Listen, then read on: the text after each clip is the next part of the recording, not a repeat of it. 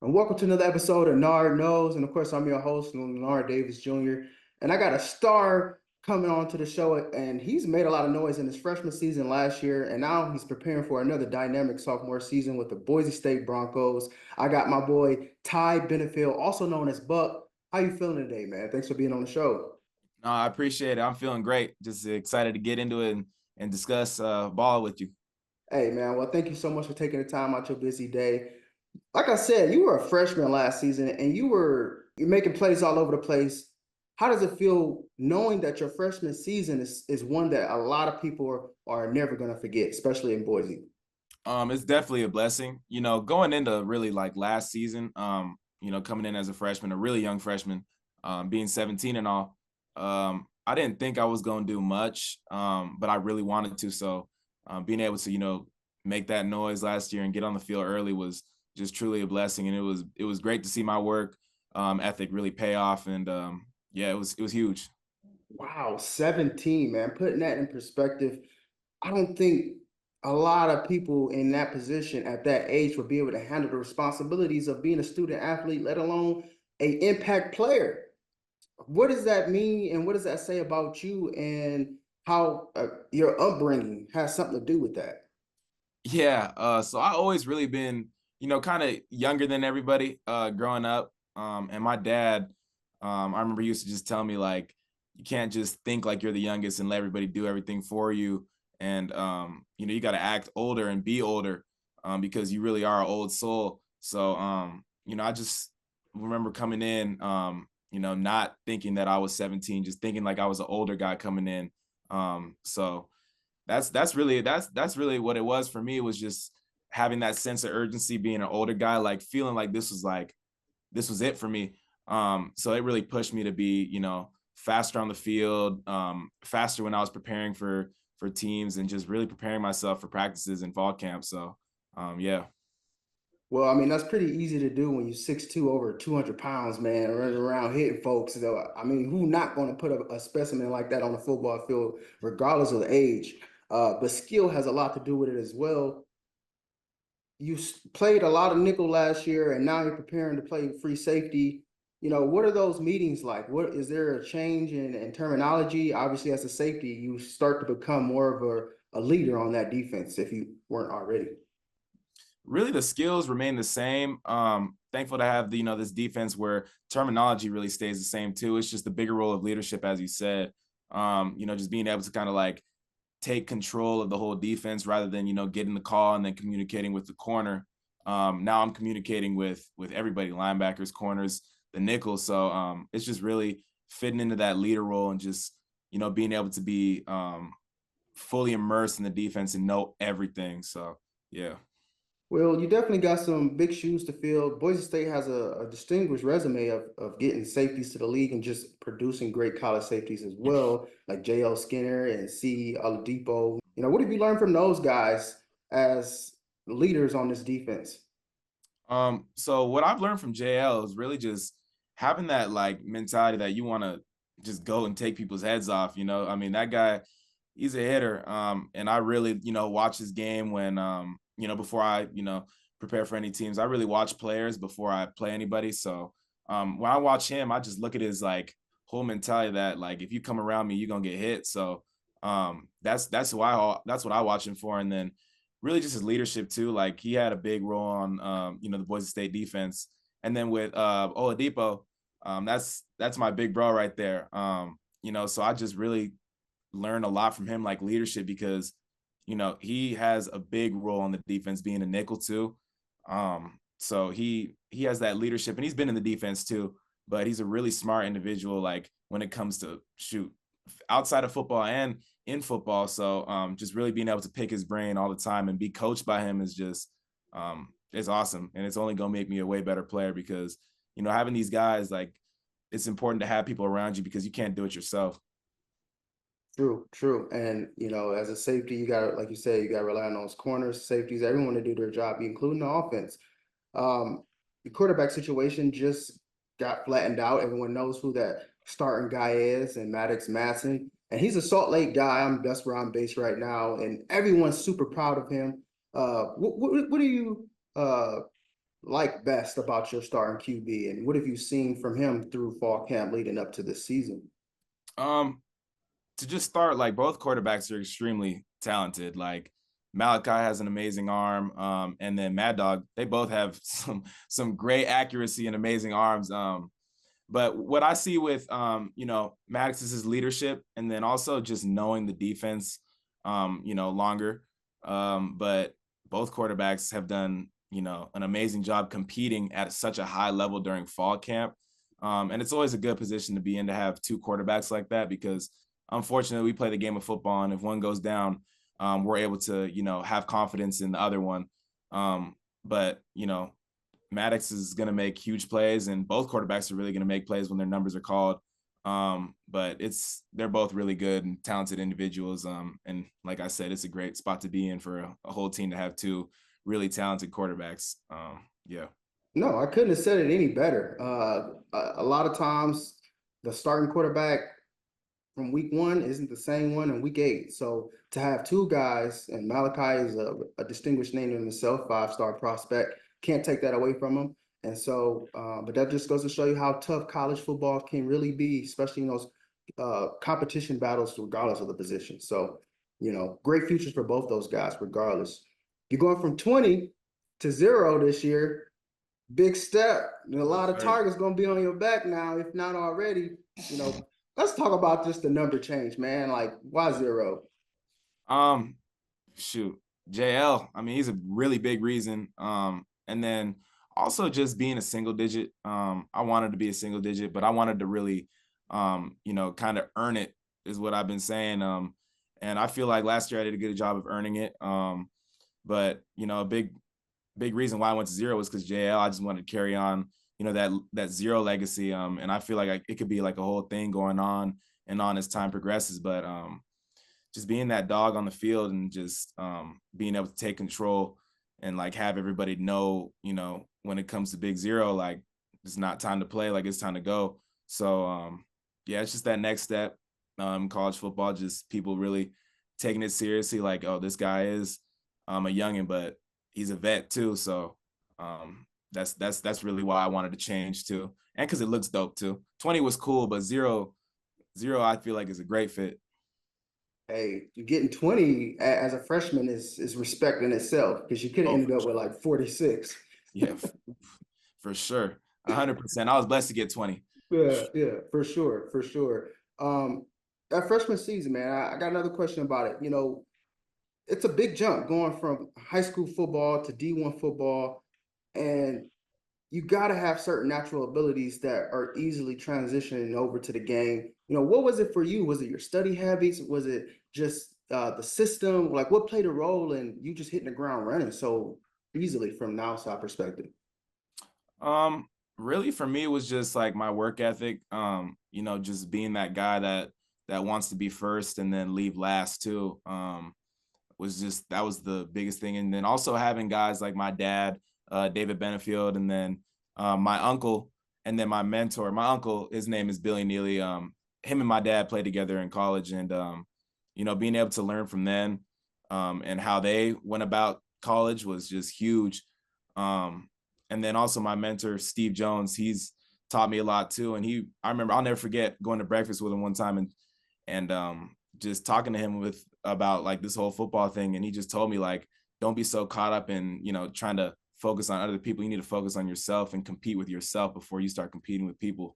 And Steve Jones is like a second dad to me. I grew up when I went to California, I just kind of moved in with their family almost, and they took me in as like a third son. And their 2 sons, those are like my little brothers, and the mom is like, that's like my second mom. But I'll never forget him telling me that. And then also just my dad and my uncle telling me, like, you got to go in there and just be the first to get there and last to leave, and just really pick everybody's brain, and then just work harder than everyone. So yeah, without them, I couldn't be where I am right now, for sure. What was that one moment that you had that really gave you not necessarily the confidence, but there's a moment in every athlete's life, where it's like, yo, I can do this. Like, this is where I'm supposed to be. This is the position I'm supposed to play. What was that moment for you that brings so much confidence on the field? I feel like when we played North Dakota, I made a hit on the quarterback, and I remember, taking his helmet off, and then it was just like a really big hit. But I remember after I made that play, like I made, a couple plays after that, just covering people. But really, that whole game for me was just like the part where I was like, oh, you know what? Like I was overthinking it too much. Like this is like I just got to get back into my own, my own thing and just groove, just play ball. And I knew I could I knew I could hang with all these people, but yeah, that was really it. Was when I hit that quarterback for sure. Took his helmet off and everything. Yeah, it was beautiful. What advice do you have for freshmen who may suffer with confidence issues or, struggling to find their place amongst the team? What advice do you have for that? Because that plays a big role in who you are and who you become when you go to college. I mean, my advice would be like, as coming in as a freshman, like, what do you have to lose? Like, you have nothing to lose. Just go out there and just play ball and have fun too. Like, enjoy it. But know that like when you get on that field or when you're in the facility, like it's time to work. Just always be that first person to come in and pick everybody's brain. I'm talking about everybody. You can learn a little something from everyone on the team, but just really pick everybody's brain, and then just don't doubt yourself too. um, you can't doubt yourself, or else that confidence is totally lost. But yeah, that's really it for me. Is just picking everybody's brain, and yeah, that was the key right there. Well, you guys had a successful season as a whole. In the beginning, it was a little up and down, and then you picked it up at the back end of the season. Talk about the trials and tribulations and adversity that you guys overcame to get to the Mountain West Championship at Allegiant Stadium. Oh yeah, I mean, season starting off like it shouldn't have. All these tight games that we should have won. It was rough. And then also, unfortunately, our old head coach being, let go and fired. Um, Great guy. There's nothing negative I can't say about him. Just unfortunately didn't work out. But with our new head coach, Spencer Danielson, just a great individual. Pushed me every day, pushed the whole team, and just let us know that he's there for us and he loves us all. And I remember him telling us, just give me 2 weeks. Like, don't think about anything else but these 2 weeks. Don't think about leaving. Don't think about who's going to be head coach. Just focus on these 2 weeks. And so when we played Utah State, we went out there and we played for him. First half was a little rough, but then we started to pick it up. And then we ended up just whooping them. And then Air Force, we knew that was going to be a really tough game going in, because Air Forces they got some really, they're a whole disciplined team. They protect our country, and forever grateful for them. But we had to go in super disciplined and knowing that this was going to be a dogfight. And we ended up coming out with the dub. But it just kind of, that whole 2 weeks, it got pushed back, to one more week. Think about this, and then one more, and then Coach D got hired, and yeah, it was great because we saw a whole side of the team that we didn't know we were going to see. We saw that we could fight through a lot and just stick together. So it was great. It was amazing. I mean, all the rest of the kind of tough stuff at the beginning of the year wasn't great, but the way we finished was amazing considering everything that happened. That's why they say it's not about how you start, it's how you finish, man. And that Yep. will forever live long past us. So So getting ready for the big game and at Allegiant Stadium against UNLV, walk us through the day-to-day to get prepared for that game. And, was there any festivities that you were able to get involved with, or was it just strictly business up into the game? it was just honestly like business. UNLV was good, and they still are really good. We play them this year, but they have some receivers that I was just looking at that I was just like, these guys are gonna come out here and they're fast and quick. So I remember that whole week I was in the film room till late, really late, stressing. I was like, okay, how am I gonna attack this receiver? How am I gonna attack him? And how am I gonna impose my will on these guys? But yeah, that whole week I was locked up in that facility, just just watching that film, studying their habits and everything. And then, when it came to, I think the day before, I really take that day a little light. I don't want to be too kind of stressed and stress filled and things like that. So I just remember being with my boys and talking to them and just kind of, letting all that stress out. Cause when I talk to my boys, they're there for me. And, it just kind of got me to be super calm, and they reassured me and everything. But day of that game, when we played them, um, again, started off slow, but then we started to pick it back up. And then I remember getting a couple of hits, and coverage was good too. But it just started to roll. And so I just got that confidence and played fast and smart. Well, now that you have that under your belt, I mean, obviously you want to win it every year up until you declare for the draft. But what was that feeling like for the confetti to come down and for you to say, wow, we did this, and to take that deep breath of completion for this season? It was such a good feeling, considering I also had all my family there.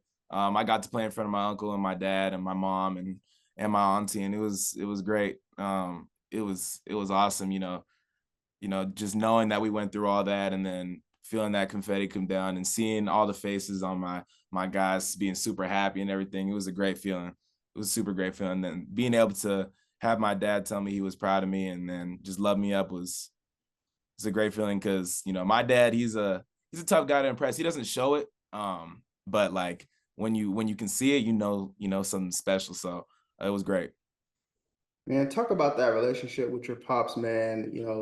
A lot of people don't have the fortunate to be able to have a father in their life, and that plays a big role in becoming whoever you choose to become in this world, But for you, the impact on your parents, specifically your dad, I know you talk about him a lot.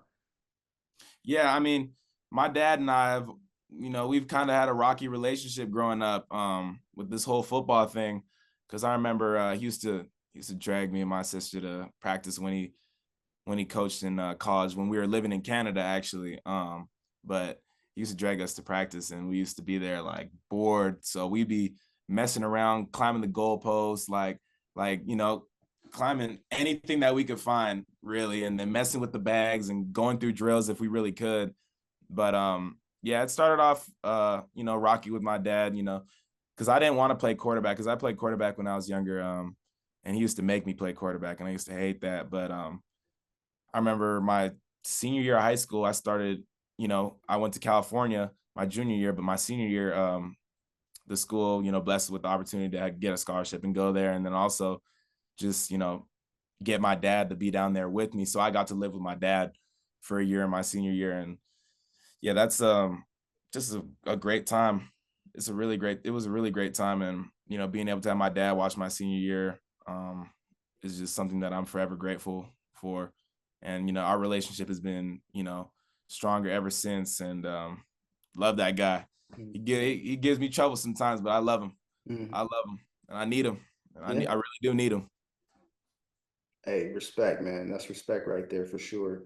That'll definitely inspire some people. Speaking of, guys from last season, were there any talented wide receivers that you faced that was like, oh, all right, I'm gonna have to make sure I keep my eye on this dude because he might do something.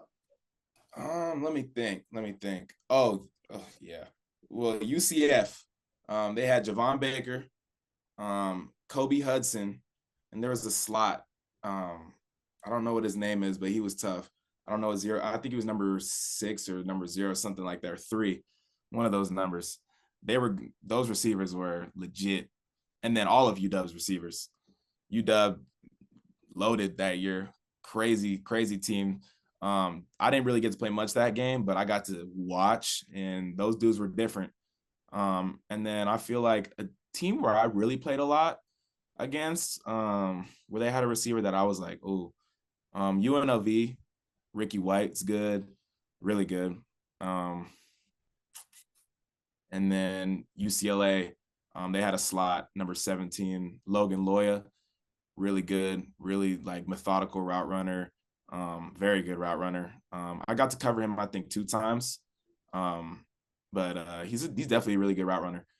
It was a really good battle between me and him when I got to cover him. but he was mostly on the field side when I was playing dime. But yeah, there are a couple guys, but I just can't put a name to them. But really, everybody I played against, there was a receiver that stood out, and I was just like, okay, this guy can play. This cat can play for sure. But yeah. Sophomore season right around the corner. What goals have you set for yourself as well as with the team? Yeah. The goals that I've set, I have a whole thing, kind of taped to my locker, and it's just my stats, having 3+ interceptions, 50+ tackles, at least one forced fumble, 5+ PBUs, and then what else? And then also just being top 15 or top 10 safety in the nation, for sure. If not, being up there in that top 3. But it just really comes down to shoot me. So I just got to go out there confident and just wanting to attack everybody. But those are my goals for sure.